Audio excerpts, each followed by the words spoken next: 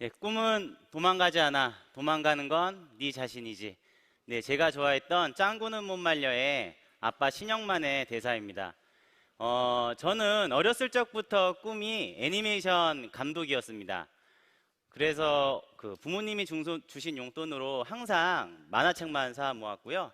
얼마 안 되는 급식비를 모아서 고등학교 때는 부모님 허락도 없이 부산에서 배를 타고 일본까지 넘어가서 일주일 내내 한 끼 우동만 먹으면서 만화를 모았던 적도 있습니다. 그 꿈을 조금 더 키워서 제가 영화 연출 제작을 전공을 하며 결국에는 제 꿈의 직장인 영화사에 입사하게 됐습니다. 제 첫 영화는 맨발의 기봉이라는 영화였는데요. 그때 당시 제 연봉이 200만 원이었습니다. 월급이 아니고 연봉이요. 그 월급이 한 20만 원 정도 되죠. 그 다음 영화는 가문의 영광 시리즈를 찍었는데요. 그때 연봉은 300만 원이었습니다. 8편의 영화와 드라마를 찍는 동안에 제 마지막 연봉은 1000만 원 정도를 찍고 있었습니다. 불 꺼진 영화관에서 엔딩 크레딧에 제 이름 석자가 올라가는 걸 보면서 나도 나중에 영화 시작할 때 이름이 나오는 제작자가 될 수 있을 거라는 꿈을 꾸면서 그 열정페이를 버텨내고 있었습니다. 그래서요, 영화판에서는 스텝끼리 사귀는 거를 재앙 중에 재앙이라 그래요. 그런데 지금의 와이프가 그 당시 제 여자친구였어요. 영화 스텝이었죠. 그런데 저희 집에는 더 큰 재앙이 있었는데 17년 반 동안 아버지가 한 번도 생활비를 벌어오신 적이 없는 5개의 회사에서, 다단계 회사에서 한 번도 성공하지 못했던 한 번도 성공하신 적이 없었던 그런 아버지셨어요. 그런데 너는 내 운명이었는지 여자친구 부모님마저도요 12년째 암회를 하시는 분이시더라고요. 양가가 상견례에 만나가지고 결혼식 날짜를 잡는데 돈이 없어가지고 결혼식 날짜를 잡는 것도 참 힘들었어요. 어렸을 때부터 제 꿈만 생각을 했고요. 그 꿈에 대해서 공부를 했고 결국에 꿈의 직장에 취직을 해서 일을 했는데 제 나이가 30이 다 될 쯤 되니까 점점 결혼이나 학업이나 아니면은 자녀 계획, 그 다음에 노후 준비 같은 뭔가 하나둘씩 포기해야만 계속 영화를 할 수가 있었더라고요. 그게 조금 슬펐었어요. 그런데 그때 아버지가 눈치가 없이 또 다단계를 시작을 하신 거예요. 그 다단계가 바로 애터미였어요. 아버지를 1년 정도 말리고 있는데 2011년쯤에 한 신문 기사에서 제가 아는 사람이 나오더라고요. 저보다 3살 정도 많은 영화 시나리오 작가였거든요. 그런데 그 친구가 굶어 죽은 채 발견이 된 거예요. 아픈데 제대로 먹지를 못해가지고 이웃집에 저 메모를 붙여놓고 그 다음날 굶어 죽은 채 발견이 됐대요. 저는 그때까지 몰랐는데 제가 있었던 영화사가 엄청나게 소득이 불공평한 구조였었더라고요. 스태프들은 같은 영화를 찍어도 굶어 죽고 제작자와 스타들은 수천 수백억씩을 벌어간다는 그 뉴스에 슬픔도 잠시 다음은 내 차례인 것 같은 거예요. 그래서요 아무런 확신도 없이 저는 아버지가 하는 애터미를 따라하게 됐습니다. 애터미가 성장을 하니까 제 수당도 올라갔어요. 한 월 500쯤 됐을 때 드디어 아까 그 지방과 결혼을 하게 됩니다. 결혼을 해서요 첫 인사를 드리러 갔어요. 추석 때 저희 장인어른 댁은요 5남매세요. 그런데 그 5남매 부부가 10명이서 전부 다 아메이 하고 계시더라고요. 인사를 드리는데요 제가 인사를 드리러 간 건지 타사의 공격을 받으러 간 건지 헷갈리는 거예요. 제가 하도 공격을 당해가지고요 대들었어요. 장인어른 그럼 한 달에 얼마 정도 버세요? 그랬더니 아무렇지도 않은 식의 나 한 달은 아니고 2달에 20만 원 벌어 그러시는 거예요. 그래서 제가 그러면은 저는 애터미에서 한 1년 정도 만에 한 200 정도를 벌었는데 애터미 알아보시는 게 더 낫지 않을까요? 그랬더니 장인어른께서 이러시는 거예요. 나 애터미가 더 제품 좋은 거 알아. 사위 나 니네 회사 보상 플랜이 더 쉬운 거 알아. 근데 나 애터미 안 해 하면서 지금 저 전문지를 저한테 보여주시기 시작했습니다. 전문지의 내용은 뭐였었냐면요 한국 토종 네트워크 마케팅 회사는 장수하는 게 아니라 단명하는데 고작 수명이 2년밖에 안 된대요. 그런데요 그 기사가 내용이 아주 간단했어요. 첫 번째, 좋지 않은 품질을 비싸게 판다. 두 번째, 그 사실을 제대로 인지하고 있는 CEO가 없다라는 거예요. 그래서 애터미를 하실 수 없다 그러시더라고요. 그래서 제가 뭐라 그랬냐면 저희 애터미도 아메이처럼 50년 동안 좋은 제품 싸게 팔면서 보상 플랜 안 바꿀 수 있는 착한 다단계입니다 그랬더니 장인어른께서 야 그럼 50년 뒤에 와라 그러시더라고요. 내가 그때 가입이라도 해줄게 그러시는 거예요. 너무 열받아서 장인어른 댁에서 안 자고 그냥 왔어요. 오는 내내 생각을 해보니까 장인어른 말이 맞더라고요. 왜 애터미가 생존할 수 있는지 저는 장인어른한테 설명을 못한 거예요. 그리고 갑자기 걱정이 되더라고요. 제가 애터미를 할 수 있었던 건 와이프가 허락을 해줘서 그렇거든요. 제 꿈은 종착역이 애터미가 아니었어요. 다시 영화판으로 돌아가는 거거든요. 애터미에서 받는 연금성 소득으로 영화사에 있는 스태프들한테 똑같이 지분을 나눠주는 그런 착한 제작자가 되고 싶었어요. 그런데 애터미가 망하면 어떻게 되는 거죠? 다시 20만 원 받는 허드렛일 스텝으로 돌아가야 되잖아요. 그게 너무 걱정인데 아마 오늘 여기 오신 2030 여러분들도 마찬가지예요. 밖에 나가가지고 애터미 좋은 제품 싸고 정말 좋은 CEO가 있다라고 얘기는 하세요. 그럼 바로 뭐라 그러죠? 그거 다단계잖아 그러잖아요. 그럼 뭐라 그러시죠? 예, 착한 다단계야 그래요. 그거를 못 넘어가더라고요. 그런데 우리 모두의 꿈은 애터미가 최종 목적지가 아니고 애터미를 통해서 우리의 꿈으로 나가는 거잖아요. 그렇죠? 그래서 오늘 애터미가 왜 시대의 흐름에 맞는 착한 다단계인지 그거를 한번 알아보고자 해요. 제가요 그래서 데이터에 굉장히 집착을 했던 것 같아요. 그 2009년도부터 2019년도 애터미가 창립된 연도부터 19년도까지 공정거래위원회에 들어가가지고 다단계 회사의 정보를 싹 다 긁어 모았어요. 그 다음에 질문을 하기 시작을 합니다. 지난 10년 동안 생존한 회사가 어디지라고 질문을 해봤어요. 그러니까요 대부분 다 사라져 버리더라고요. 그 다음 했던 질문은 뭐냐면 그러면 글로벌로 성장한 회사는 어디야? 이렇게 줄어들더라고요. 마지막 한 질문이 남았어요. 그러면 좋아 10년 동안 생존하고 10년 동안 생존하고 글로벌로 나간 것까지는 좋은데 마지막 하나 10년간 단 한 번도 성장을 멈추지 않는 회사는 어디지? 하니까 애터미 남더라고요. 질문 또 했어요. 제품 중에 제일 원가율이 높은 회사 어디야? 애터미. 반품률이 제일 낮은 데는 어디지? 애터미.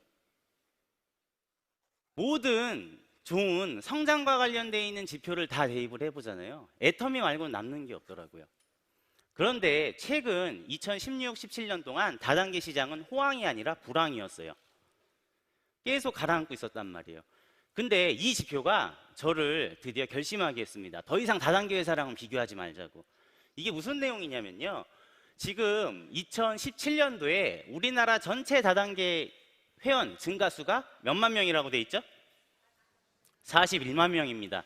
근데 그 밑에 보시면은 이게 공정거래위원회 자료예요. 애터미 회원이 늘어난 게 몇 명이죠? 42만 명이래요. 이게 무슨 얘기죠? 전체 다단계 회원이 41만 명이 늘었는데 애터미 혼자 42만 명이 늘었대요. 그 밑에 써 있죠. 애터미 회원 증가한 걸 빼면 나머지 회사는 어떻게 된 거다? 감소한 거다예요. 그럼 애터미 회사, 다단계 회사랑 비교를 해야 됩니까? 말아야 됩니까? 말아야 되는데요. 소름이 끼치는 게 하나가 있었어요. 저희 회사 회장님이 계속 그렇게 얘기를 하셨거든요. 다른 유통하고 비교하지 말라고. 이 얘기를 계속 하셨어요. 근데 지표가 어떻게 가고 있냐면 지금 우리나라 경제 성장률과 세계 경제 성장률을 지금 보여드리는 지표인데 지금 2% 3% 성장하고 있을 때 애터미가 어떻게 성장하고 있죠? 고속으로 성장을 하고 있죠. 국가 성장률, 국가 경제가 성장하는 만큼만 성장을 해도 잘했다라 그러는데 그 이상을 지금 성장을 하고 있다라는 거예요. 자, 그래서 제가 뭐랑 비교를 하기 시작했냐면 기존의 유통회사랑 한번 비교를 해보기 시작했습니다. 최근에 나온 책인데요. 노스캐롤라이나 주립대 마케팅 학과 교수님이 우리나라 분이시더라고요. 이분이 최근에 리테일의 미래라는 책을 썼는데 우리가 소비하는 모든 순간순간들이 다 리테일이래요. 여러분들 혹시 카카오톡으로 택시 불러서 타나요? 카카오 택시? 그것도 리테일이에요. 영화관에서 영화 보시죠? 리테일입니다. 핸드폰으로 핸드폰 요금 내시죠? 핸드폰 쓰고 그것도 리테일이에요. 그런데 지금 저 책에는 뭐라고 나오냐면 기존에 있는 유통 강자들도 점점 잘 되는 게 아니라 경제 성장률보다도 성장을 못하고 있다라고 해요. 전 정말 충격을 받았던 게 저분께서 그 얘기를 하시더라고요. 이마트의 2018년도 3분기 순이익이 마이너스 59%래요.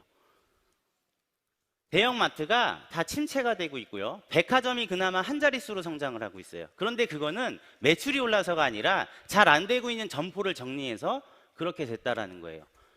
그런데 분명히 4차 산업혁명의 플랫폼 비즈니스와 관련되어 있는 이 유통망은 계속 성장을 하고 있다는 걸 제가 알게 됐어요. 많은 교수님들의 책과 미디어에 나온 자료들을 통해서 공부를 했는데 지금 시중에서 서점가에서 가장 핫한 책이 두 책입니다.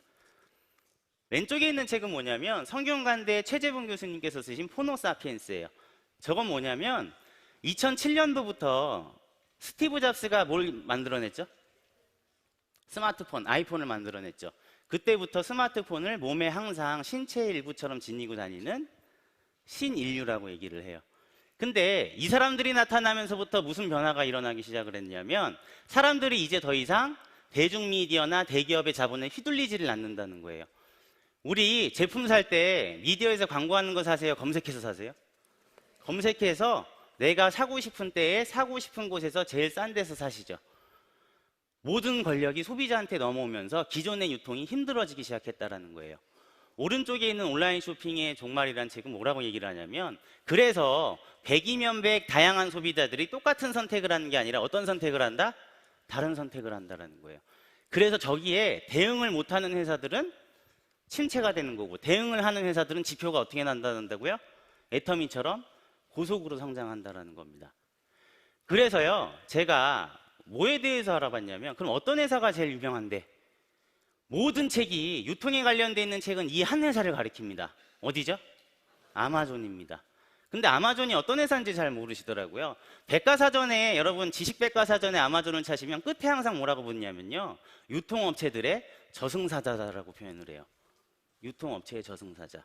자, 작년만 하더라도 이렇게 수많은 업체들이 폐업을 했는데요 125년 전통의 시어스 백화점이 결국에 파산했어요. 아마존 때문에. 제가 항상 애기 장난감을 사러 갈 때 토이저러스 가거든요.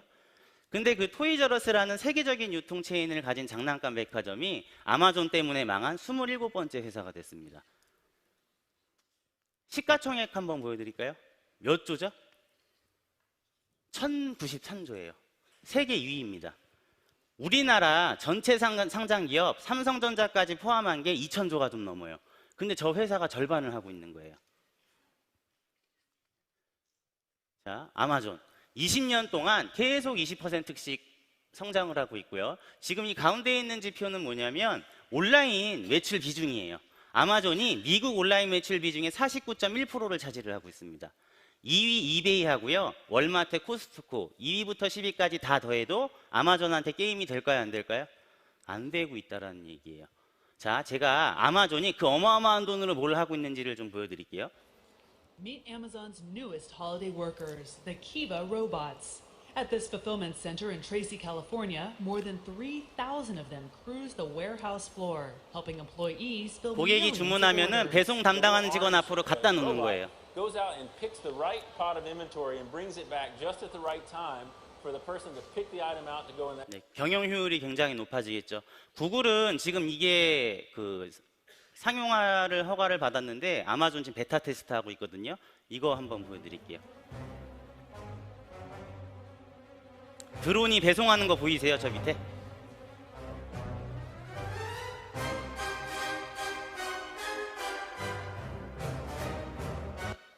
네, 영국에서요 시험 베타 테스트를 했거든요. 고객이 주문한 다음에 배송을 받는 데까지 걸린 시간이 13분밖에 걸리지를 않았습니다. 이게 이제 상용화가 구글은 허락을 아까 오셔서 강의하셨죠. 구글은 허가를 받은 상황이에요. 아마존은 계속 수익을 낸 거를 기술에 투자하고 있는 회사입니다. 지금 보시면 아마존고 같은 경우는 뭐 하는 데냐면 무인 편의점이에요. 물건 집어갖고 나오면 자동으로 스마트폰에 영수증하고 결제 내역이 뜨게 돼 있습니다. 자, 이런 어마어마한 아마존하고 싸워서 이길 수가 없을 것 같은데 데스바이 아마존이라는 책이 최근에 나왔거든요. 데스바이 아마존이 혹시 무슨 뜻인지 아세요? 아마존이 성장하면은 망하게 되어 있는 54개의 유통 상장 기업을 얘기를 해요. 전부 다 대기업이거든요. 근데 그 기업들만 있는 게 아니라 아마존과 경쟁을 해서 살아남고 있는 회사가 있다라는 거예요. 똑같이 경쟁을 해서 똑같은 수익을 내는 그런 회사들이 있다. 그런데 그 회사들의 전략을 보니까 두 가지가 있대요. 첫 번째가 뭐라고요? 압도적인 상품력입니다. 자, 지금 이게 무슨 얘기냐면 우리는 유통업체가 아니라 기술업체다. 우연의 일치로 유통을 한다. 아마존은 오픈마켓형 방식이에요. 무슨 얘기냐면 내가 만약에 칫솔을 팔고 싶죠. 그럼 칫솔을 아까 저 키바 로봇이 있는 데다가 그냥 물류창고에다가 넣어놓기만 하면 아마존이 알아서 주문받고 배송하고 결제하고 반품도 받아주고 고객 응대를 한 다음에 6%에서 15% 정도 수수료만 빼고 나한테 수당을 주는 방식이에요. 결제 대금을. 그런데 문제는 뭐냐면요. 칫솔을 내 것만 팔아줄까요? 아니에요. 수천 수백 개를 수만 개의 칫솔을 팔고 싶은 사람이 있으면 다 팔아줍니다. 가격 경쟁하고 품질 경쟁은 누가 하는 거죠? 내가 알아서 하는 거예요. 내가. 납품하는 사람이 알아서 하는 거라고요.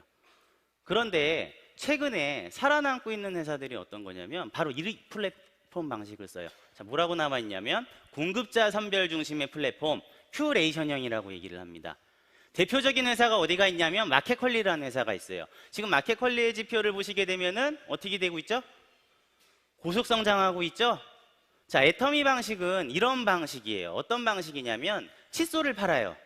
그런데 칫솔을 그냥 파는 게 아니라 그냥 아무 회사나 애터미 플랫폼에 올려놓으세요 이 뜻이 아니에요.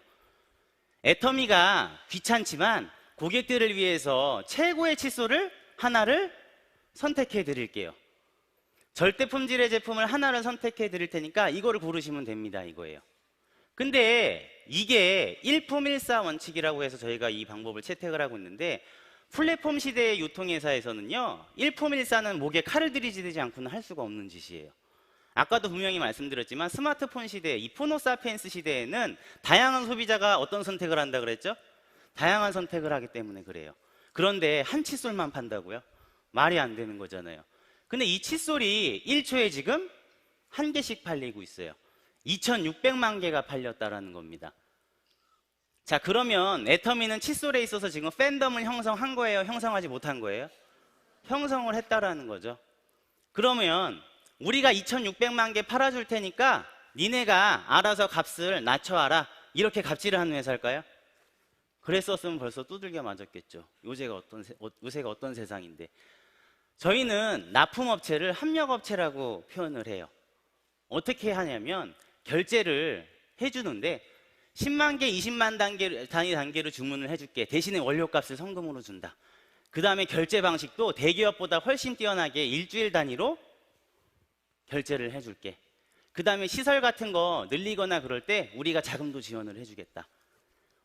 여러분, 이거 갑질하는 회사예요? 서로 상생하자는 회사예요? 상생의 원칙이 있는 그런 훌륭한 회사입니다.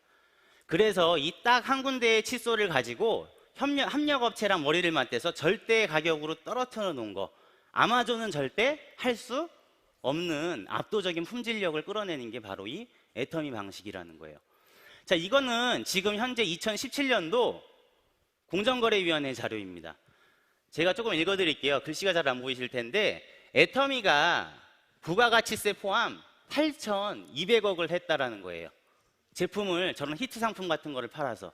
근데 소비자들한테 지금 수당을 얼마 준 거냐면 3,140억을 줬어요. 우리가 기본적으로 어느 플랫폼 기업에 가서 제품을 사더라도 우리를 성공시켜주거나 수당을 주는 회사가 있나요? 없단 말이에요. 그런데 수당을 준다는 이유로 지금 제품값을 비싸게 팔고 있어요? 그것도 아니란 얘기예요. 저희 회사에서는 지금 뭐 해머인 같은 거 5년 연속 지금 1,000억 원대 이상을 하고 있는 히트 상품이죠. 앱솔루트 같은 경우도 지금 나온 지 얼마 안 됐는데 작년에 1,000억 원 매출을 했습니다. 우리 보통 1,000억 원 정도 팔리면 히트 상품이라고 얘기를 하거든요. 지금 화장품 같은 거 애터미가 뭐 브랜드가 없다고 얘기를 하시는 분들이 있는데 글로벌 시장 조사기관에서 그냥 우리가 부탁을 한 게 아니라 알아서 그냥 하신 거예요. 근데 기초 화장품류에 보면 지금 5등이 누가 올라와 있죠? 애터미가 올라와 있어요. 정확하게 팬덤이 형성이 되어 있다는 겁니다. 자, 이거는 뭐냐면 반품률인데요. 잘 안 보이시죠? 이건 짝대기가 길면 나쁜 거예요. 짧은 게 좋은 거예요. 그래서 여기 맨 밑에 보시면은 0.12% 하고 있습니다. 소비자는 아무 데서나 지갑을 열지 않는 시대예요. 트렌드 코리아의 김난도 교수가 분명히 얘기를 했습니다. 밀레니얼 세대는 부모님이 금융위기를 겪는 걸 봤기 때문에 자발적으로 지금 가성비를 찾아 나서고 있어요. 그런데 그런 시대에 지금 두 자릿수 성장을 8년째 계속하고 있다는 겁니다. 지금 국내 기업 중에 이 지표는 얼마나 무서운 지표냐면 국내 기업 중에는 1위고 업계 전체 순위는 2위예요. 그런데 등록된 판매원 수는 누가 제일 많죠? 애텀이에요. 팬덤을 형성하고 있다는 거예요. 그거를 인식하셔야 돼요. 300만 회원이에요. 그런데 이 옆에 있는 자료는 뭐냐면 기본적으로 우리가 네트워크 마케팅 다단계를 한다 그러면 자발적인 소비가 아니고 수당을 타기 위한 억지 소비죠. 그런데 데이터는 뭐라고 얘기를 해주고 있냐면 등록된 회원 10명 중에 몇 명? 9명이 소비자 회원이라는 거예요. 그리고 총 매출액의 약 80% 정도가 그렇게 되고 있다는 겁니다. 이렇게 주요 언론 보도가 많이 나오고 있는데도 부정적인 사람은 뭐라 그러냐면 그 돈 주고 찍은 거잖아 그래요. 특히 제가 있었던 영화사 선배님들이 다 그러시더라고요. 영화 마스터 본다면 더 심해졌어요. 너는 언제 나오냐요? 경제사범으로 언제 나오냐고 막 그러시더라고요. 자, 지금 저희 회사 박한길 회장님께서는 경쟁자가 10년 뒤에 나올 줄 알았나 봐요. 큐레이팅 방식으로 지금 따라하는 업체들이 나오고 있죠. 큐레이팅의 정의가요 2년 전에 나오기 시작했어요. 우린 10년 전부터 하고 있었는데 그 정의에는 뭐라고 되어 있냐면 공급 업체를 2-3개 정도로 줄여라라고 되어 있어요. 그리고 대량 주문을 통해서 값을 낮춰 이건데 우리는 이미 10년 전부터 일품 일사예요. 절대 품질로 끌어올리려고 절대 가격으로 팔겠다 이거랍니다. 그 경영 노하우를 배우라고 저희 회장님께서 11대 직접 판매 협회장에 취임하셨죠. 자, 이거 얼마나 대단한 건지 아십니까? 직접 판매 협회 회장이라 그러니까 뭐 다단계 회사들 모아놓고 회장 자리하고 그런 게 아니고요. 여기 회원사 중에는 아모레나 LG생활건강, 웅진 이런 방문 판매 업체들의 대표님들도 다 있는 그런 엄청난 자리인데 여기에 지금 회장으로 취임을 하셨어요. 자, 아까 아마존과 경쟁할 2가지 전략이 있다 그랬죠. 압도적인 상품력은 지금 확인이 됐어요. 두 번째는 뭐냐면 아마존과 같은 경기 방식을 취하지 말라고 얘기를 했어요. 아마존의 제프 베조스는 플라이 휠이라는 전략을 씁니다. 세상에 있는 모든 물건을 미치고서라도 싸게 팔겠다. 그 다음에 번 돈으로 뭐 하는 거냐면 아까 드론이나 키바 같은 기술에 투자를 하는 거예요. 그런데 애터미의 전략은 뭐죠? 절대 품질의 제품을 절대 가격으로 좋은 제품 싸게 팔면은 소비자들이 알아서 몰려오는데 벌어들이는 수익으로 회사가 협력업체, 고객, 그 다음에 회사, 주변 사회에 공헌하는 이 방식을 택하겠다. 상생하겠다라는 거죠. 두 회사요 다 위대한 CEO가 있는 거예요.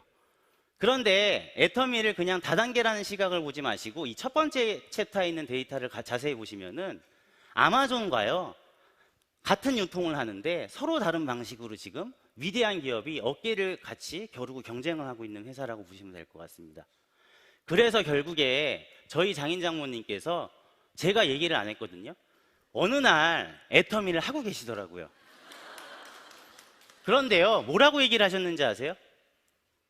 내가 제품 좋고 보상 플랜만 안 바꾸면 50년 뒤에 하려고 그랬는데 니네 회사 회장은 제품 용량도 올려주더라 그러세요. 저희 회사 제품 용량 이익이 날 때마다 다 어떻게 해주셨죠? 올렸어요. 해모임 2014년도에 1000억이었는데 작년에 1600억 했습니다. 그런데 제품 용량을요 저희 아버지가 시작했을 때는 30호였어요. 그런데 지금은 60호예요. 여러분들이 만약에 회장이라 그러시면은 그 기업에서 가장 잘 팔리는 회사 넘버1 제품 그거를 절반 가격으로 낮추실 수 있으시겠어요? 용량을 2배로 올리실 수 있겠어요? 거기에 감동하는 거예요. 팬들은 애터미 제품의 팬들은 거기에 감동을 하는 거예요. 만족을 시켜주는 게 아니라 나를 성공시켜주는 거다라는 그 감동, 그거를 아셨으면 좋겠습니다. 네, 이제 두 번째 챕터로 넘어가려고 그러는데 제가 사실 이 두 번째 챕터는 굉장히 고민을 많이 했어요. 왜 고민을 많이 했냐면 글로벌 지표를 비교하기 위해서는 이 회사가 제일 뛰어난데 중요한 게 우리랑 같은 유통 분야가 아니에요. 하지만 시사하는 점은 애터미의 문화와 굉장히 흡사합니다. 자, 요새 글로벌이라는 게 선택인가요? 필수인가요? 필수예요. 내가 동네 구멍가게 할 거 아니면 필수예요. 그런데 아까 얘기했던, 아까 그 앞에 구글 강의 들으셨던 것처럼 5G가 이미 상용화가 됐어요. 해외 직구는 기본이에요. 미디어 플랫폼 때문에 여기에서 인기가 있는 영상은 90개국에 금방 나갈 수가 있습니다. 글로벌은 당연한 건데 제가 이 회사 지표가 유통이 아니어서 좀 걱정이 되는데 아까 그 구글 강의하면서 제가 조금 긴장이 됐어요. 왜 그러냐면 제가 사실 기업을 갖고 온 게 아니라 아이돌 그룹을 갖고 나왔습니다. 바로 방탄소년단인데요. 예, 죄송합니다. 약간 아미 팬들이 계시다고 했는데 제가 올라오기 전에 한번 체크를 해봤는데 비난하는 내용은 절대 없어요. 지금 그 세종대왕보다도 한글을 더 많이 글로벌로 알린 사람들이라고 그러죠. 지금 뭐 보시면 알겠지만 한국인 최초로 빌보드 200에 벌써 3번 올랐고요. 그 다음에 지금 어제 제가 검색을 해보니까 비틀즈의 기록을 갈아치우고 있더라고요. 이미 해외 외신은요, 비틀즈의 묻은 속도를 BTS가 앞질렀다 이거예요. 그런데 이 BTS는 좀 재밌는 게 뭐냐면 대형 기획사에서 만든 아이돌이 아니에요. JYP라는 대형 기획사에서 독립한 방시혁 프로듀서가, 방시혁 대표가 중소기획사에서 만들어낸 아이돌입니다. 2013년도에 데뷔를 했는데요. 대중매체에는 거의 노출이 되지 않았어요. 왜냐하면 대형 기획사들의 자본에 밀려서 설 수가 없었대요, 많이. 그래서 새로운 방식을 택한 거예요. 무슨 방식을 택하냐면 미디어 플랫폼 방식을 택하게 돼요. 그래서 방탄TV라는 걸 갖다가 노출시키기 시작했는데 그 미디어 플랫폼은 바로 유튜브입니다. 지금 뭐 네이버 TV나 이런 데 많이 나오기 시작하는데요. 잠깐 유튜브에 대해서 좀 소개를 해드릴게요. 유튜브는 혹시 자회사가 어딘지 아시나요? 네, 구글입니다. 아까 처음에 오셔서 강의하셨던 분, 그분의 회사죠. 그런데 보시면은 어떻게 나와 있냐면 매일 10억 시간의 동영상이 재생이 되고요. 그 다음에 사용자 수가 19억 명입니다. 그러니까 저기 올라간다 그러면 19억 명한테 보여질 수가 있다는 뜻이고요. 그 다음에 영상이 올라가면 91개국에 진출이 되어 있기 때문에 거기에 다 영상을 퍼뜨릴 수가 있어요. 또 중요한 건 뭐냐면 80개의 언어로 제공이 된대요. 그런데 그 모든 거를 내가 비용을 내고 올리는 걸까요? 아니요. 비용을 올리고 내는 게 아니라 무료로 올릴 수가 있다라는 거예요. 중요한 건 뭐냐면 구글이라든지 이 유튜브에 검색이 되는 트래픽, 조회수나 이런 구독자 수를 갖다가 한번 조사를 해봤어요. 그런데 얼마나 놀라운 결과가 나오냐면 이제 미디어의 힘이 완전히 소비자들한테 넘어왔다라는 겁니다. 자, 구글에 검색량이 올라가고요. 유튜브에 방탄소년단 구독하는 수가 올라갈수록 앨범 수가 어떻게 되고 있죠, 지금? 이 지표를 딱 합쳐서 보시면은 사람들이 검색을 하고 유튜브를 볼수록 앨범도 어떻게 되고 있어요? 올라가는 거예요. 저 유튜브 구글의 검색량 순위가 최고조를 찍었을 때 빌보드 200 1위를 했어요. 정말 신기하죠. 옛날에는 TV 방송국에 돈을 들여가지고 광고를 했어야 되는 건데, 자, 애터미 글로벌로 어떻게 나가고 있는지를 볼게요. 지금 이게 제가 최신 데이터를 받은 건데요. 애터미의 절대 품질 절대 가격이 팬덤을 형성을 했는데 글로벌로도 그럼 나가냐는 거죠. 글로벌로 지금 잘 되고 있어요, 안 되고 있어요? 이 그래프가요, 성장을 멈춘 건가요? 지금 계속 성장을 하고 있는 건가요? 지금 한국 포함해서 14개국이 오픈을 했는데 이 앞에 회장님 영상에서 여러분들 다 보셨을 거예요. 우리 아직 어디 안 나갔죠? 네, 중국 안 나갔죠. 인도 안 나갔죠. 남미 안 나갔죠. 그죠? 다들 베트남 잊으셨나 본데요. 이 베트남 잊지 마십시오. 우리나라랑 3위 교역국입니다. 거기 진출 안 했습니다. 아직요, 진출할 곳이 무궁무진하다라는 거예요.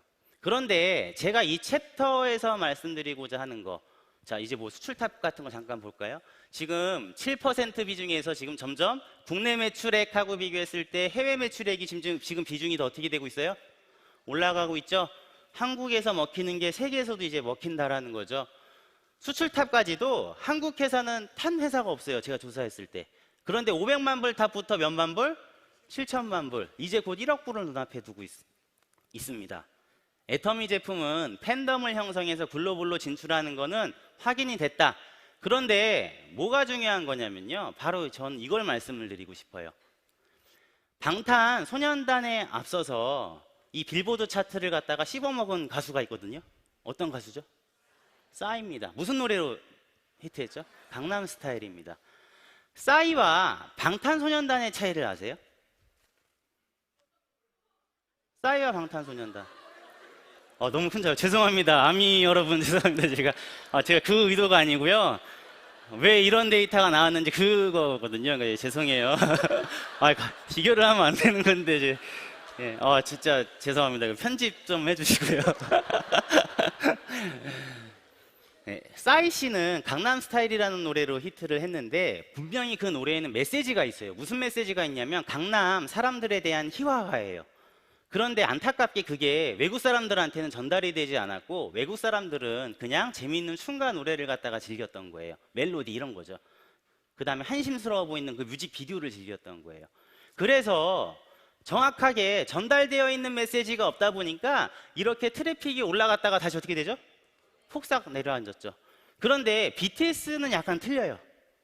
BTS는 약간 틀린 게 지금 지지도가 관심도가 지속적으로 어떻게 되고 있죠?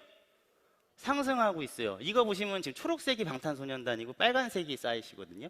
보면은 방탄소년단은 지금 어떻게 되고 있죠? 계속 올라가고 있죠. 계속 올라가고 있어요. 이 싸이씨 보면 두 번 왔다 갔다 한 게 하나가 강남스타일이고 하나가 젠틀맨이에요. 우리가 원하는 건 지속적인 성장이잖아요. 방금 애터미 글로벌 매출 올라가는 걸 보면은 방금 이렇게 지속적으로 계속 관심을 갖고 있죠. 그거는 뭐냐면 방탄소년단의 음악에는 기존 아이돌처럼 그냥 사랑했다가 헤어졌다가 다시 만났다가 이런 내용이 아니에요. 들어보시면 알겠지만 굉장히 청소년들의 고민, 청춘들의 고민, 꿈과 희망과 수저계급론, N4 세대, 열정페이 이런 노래들이 이런 가사들이 거기서 막 나온단 말이에요. 멤버 RM이 유엔에서 연설한 걸 보시게 되면 보통 아이돌이 아니라는 걸 알게 되실 거예요. 분명히 이 노래 가사에 전달이 되는 메시지가 해외에서도 전달을 받고 있는 거거든요. 그래서 팬덤이 킬러 컨텐츠라는 그 메시지를 만나게 되면은 폭발적으로 상승한다라는 데이터예요. 이 킬러 컨텐츠라는 거는 누구나 모방을 할 수가 있을까요? 제가 만약에 방탄소년단 노래를 배우고 춤을 춘다 그래서 방탄소년단 같이 될 수가 있어요, 없어요? 네, 죄송합니다. 네, 될 수가 없죠. 따라할 수가 없단 말이에요.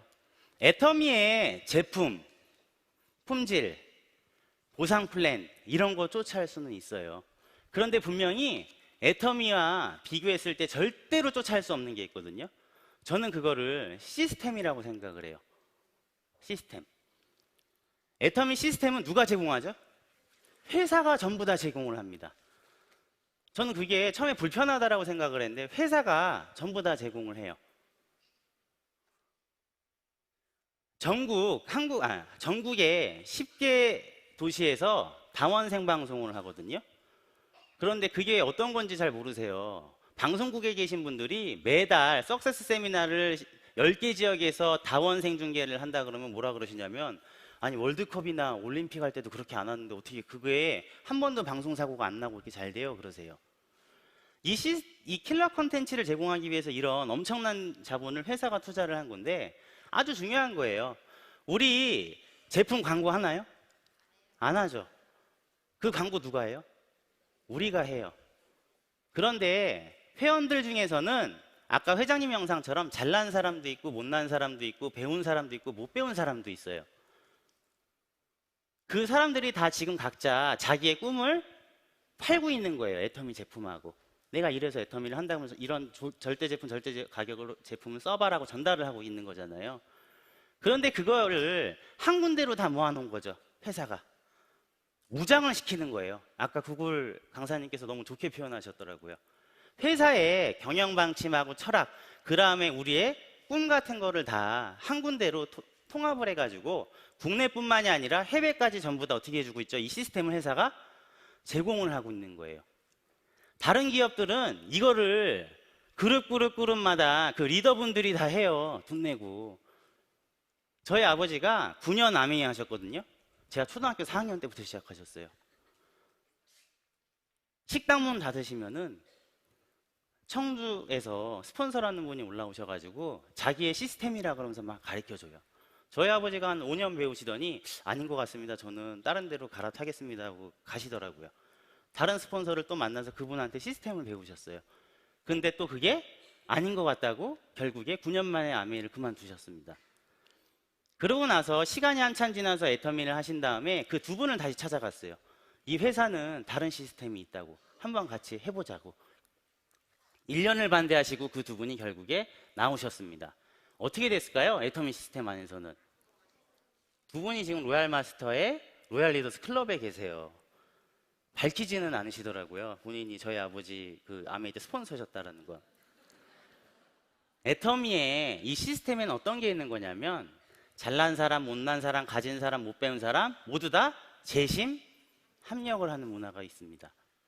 지금 뭐 글로벌로 이렇게 성공 시스템이 나가는 것들이 보이죠. 자, 이 플랫폼 기업들이 지금 이렇게 애터미 착한 다단계라는 걸 플랫폼 기업하고 좀 비교를 해서 설명을 하려고 했는데 안타까운 게 뭐냐면 이 플랫폼 기업은 좋은 면만 있는 게 아니에요. 어두운 면이 있습니다. 최근에 서울대공대 유기훈 교수님 팀이 미래 도시 사회에 4개의 계급이 있다라고 해서 책을 썼어요. 미래사회 보고서라는 책을. 근데 그 책 첫 챕터가 뭐라고 나오냐면 플랫폼에 대해서 나옵니다. 앞으로 미래는 플랫폼을 소유한 사람들, 플랫폼을 투자를 한 사람들이 제1계급 플랫폼 소유주로서 전 세계 인구의 0.001%를 차지한다 그래요. 두 번째, 아까 우리 구글 강사님처럼 그럼 로봇, AI, 인공지능 설계잖아. 이 유튜브를 통해서 영향력을 끼칠 수 있는 그 유튜버, 이런 스타들, 이런 사람들을 플랫폼 스타라 그래서 0.002%를 차지한다 그래요. 둘 다 더하면 얼마죠? 0.003%가 최상위층이에요. 그런데 세 번째 계급이 얼마나 충격적이냐면 사람이 아니에요. 인공지능이에요. 아까 구글에 홈 그 비서 스피커 틀어주셨죠? 미용실 예약하는 거. 걔네들이 이제 우리의 모든 일자리를 다 갖는 거예요. 그리고 걔네들이 안 하는 일, 허드렛 일, 비정규직, 고용되지도 못하고 항상 일거리를 찾아다니는 그런 사람들. 그런 사람들을 뭐라고 하냐면 프레카리아트라 그래요. 그 사람들이 99.997%라고 하면서 교수님이 나도 결국엔 저렇게 될 거야 라고 그 책에 쓰셨어요. 이 플랫폼 기업은 좋은 거는 유지비가 굉장히 낮아요. 손님이 100명, 1000명, 2000명이 오던 서버만 늘리면 된다는 장점이 있어요. 대신에 우리들의 일자리는 어떻게 되는 거죠? 없어지는 거예요. PPT 보시면 알겠지만 이 스캇 갤러웨이라고 뉴욕대 교수님이세요. 테드톡 아시나요? 테드톡에 나오셔가지고요 엄청난 욕을 퍼부었어요. 이 4개의 기업들에 대해서. 뭐라고 했죠? 우리들의 일자리를 파괴하고 있다. 그 밑에 도널드 트럼프 대통령은 뭐라고 얘기를 했냐면 세금을 거의 내지 않는다라 그래요. 여러분들 혹시 공주에서요 세금을 제일 많이 내는 기업이 어딘지 아시나요? 네, 애터미입니다. 그런데 아마존 작년에 270조 했습니다. 매출. 근데 세금 얼마 냈죠? 세금 얼마 냈다고 돼 있죠? 0원 냈습니다. 그런데 기사가 정정이 됐죠. 0원 내신 게 아니고요 1,500억 환급 받으셨어요. 근데 불법으로 환급 받으신 게 아니라 합법적인 거예요. 세금 정책이 그렇게 돼 있어서 1,500억을 환급을 받았습니다. 자, GM 2016년도에 모빌리티 플랫폼이죠. 우버에 560억을 투자하고 2017년에 한국의 군산 공장을 폐쇄를 했습니다. 현대자동차 5,600억을 동남아의 우버, 그랩에 투자를 했죠. 도요타, 중국의 우버, 디디 추싱에 투자를 했습니다. 왜 그런지 아세요? 10대, 20대들이 돈이 없어서 자동차를 안 사니까 이제 무인 자동차 시대로 넘어가고 있는 거예요. 그걸 개발하겠다라는 거거든요. 그래서 이 플랫폼 전쟁의 끝은 승자 독식 사회라고 바이난트 용건 EU 이커머스 의장이 저렇게 얘기를 해놨습니다. 그런데 애터미의 지표를 보여드릴까요? 애터미 플랫폼 비즈니스가 잘 되면 잘 될수록, 회사가 이익이 나면 날수록, 이 지표는 뭐냐면 회원들한테 후원 수당을 준 추이예요. 세금 안 내고 있어요? 제일 많이 내고 있습니다. 회사 매출이 늘면 늘수록 지금 어떻게 되고 있죠? 저 파란 선이 후원 수당 추이예요. 후원 수당 어떻게 되고 있습니까? 늘고 있어요. 저희 애터미의 칫솔 납품하는 회사, 이거 블루베리에 방송된 거죠. 애터미 만나기 전에는 5억 하고 있었어요. 애터미 만난 다음에는 몇 억으로 올라갔죠? 165억이 늘었습니다. 고용이요. 애터미 만나기 전에 13명이었는데 만나고 난 뒤에는 60명이 됐어요. 감자라면 불났죠. 공장이. 저는 처음에 회사에 되게 뭐라 그랬어요. 제 방식이 그랬거든요. 감자라면이 너무 잘 팔리는데 어느 날 상무님께서 그러시더라고요. 라면 공장이 불이 나서 1년을 기다려줘야 된대요. 저는 처음에 호떡집에 불났다라는 거 그런 의미로 들었어요. 라면이 너무 잘 팔려가지고 지금 생산이 안 된다는 소리인 줄 알았어요. 진짜요. 근데 장난치지 말라 그랬거든요. 리더스 클럽 조찬 모임 때 그러셨어요. 그래서 제가 뭐라 그랬냐면, 아니 라면 업체를 바꾸시면 되잖아요 그랬어요.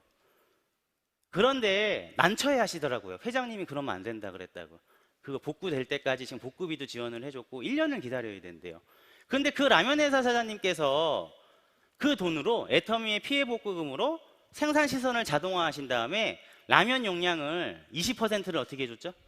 무료로 시켜줬다는 얘기예요.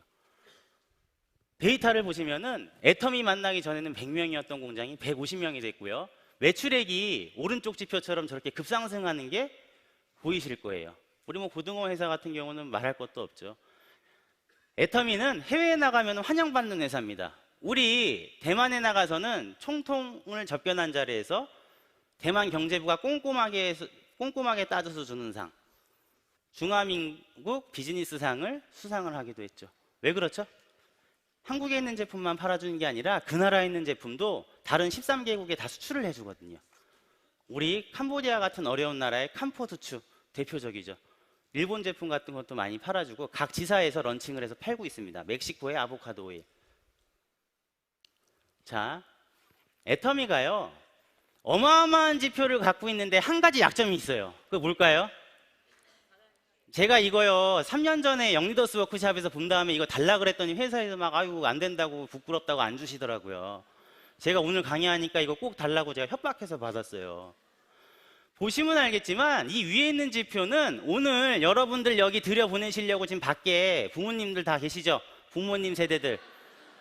그분들하고요, 여러분들 여기 초대하느라고 초청한 그 친구분들, 그분들이 만들어낸 지표예요. 우리 박수 한번 쳐줄까요? 그런데 실제로 2030 영 리더들은 지금 이렇게 바닥을 기고 있다가 최근에 8% 올라온 거란 말이에요. 이거 시사하는 바가 뭔지 아세요? 지금 세계 시가총액 1위부터 10위까지요. 세계 회사를 빼놓고는 전부 다 7개 기업이 밀레니얼 세대를 대상으로 이 스마트폰 쪽한테 영업을 하는 회사예요. 그들 때문에 돈을 버는 회사라는 겁니다. 이렇게 좋은 회사, 이렇게 좋은 마케팅, 이런 지표를 갖고 있는데도 젊은 세대들이 안 알아보는 거예요. 우리 2030의 특징이 뭔지 아세요? 90년생이 온다에 나왔거든요. 제목만 읽고 댓글을 읽어요. 애터미라는 회사. 그런데 기성세대들은 다 읽어봐요. 애터미 뭐야? 하고 읽어보면 뭐 다단계 회사인데 이렇게 해서 회장이 아주 좋은 회장이래. 이거 딱 나와요. 그럼 다단계라도 해요. 젊은 세대들은 어떠죠? 애터미 뭐가 이렇게 좋대요. 댓글 보니까 다단계야. 그럼 스킵하는 거예요, 그냥. 참여를 해주셔야 되는 건데, 이런 지표가, 좋은 우수한 지표가 나왔으니까 니네 이제 2030 이렇게 하려고 그러는 거 아니야? 그러실 수 있어요. 그래서 잠깐 영상을 보여드릴게요. 해결하고 또 우리가 우리 젊은이들에게 일자리를 해결해주는. 그래서 지금 이제 우리 초창기에 시작할 때는 50세대가 굉장히 많았어요. 그런데 제가 그 50세대들에게 이런 얘기를 했어요. 솔직히 지금 온 50세대들 나 별로 기대가 안 된다. 그런데 여기서 조금만 더 가면은 신세대들이 올 거다 하는 거예요. 20대, 30대 이 젊은이들이 오면은 신세대들하고 일하는 스타일이 다릅니다. 그들이 치고 나가는 방법이 다르고 그들이 소통하는 방법이 달라요. 그래서 그 세대들이 어느 날 오면은 엄청난 폭발력을 일으키게 될 거고 전 세계를 덮어버리는 그런 일이 벌어지게 될 거다.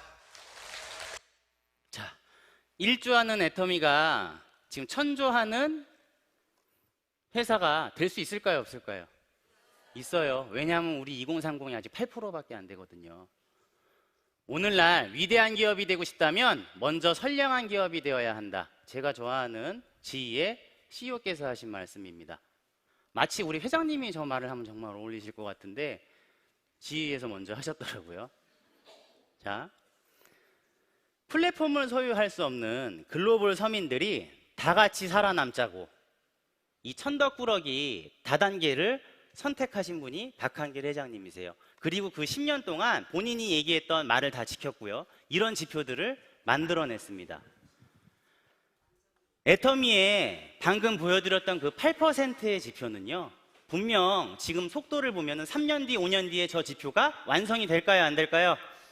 완성이 됩니다. 그때도요. 오늘 이 지표들을 사진 찍으러 오지 마시고요. 저 완성된 지표의 주인공이 되시기를 바라면서 오늘 제 기업 클래스 이것으로 마치겠습니다. 감사합니다. 네.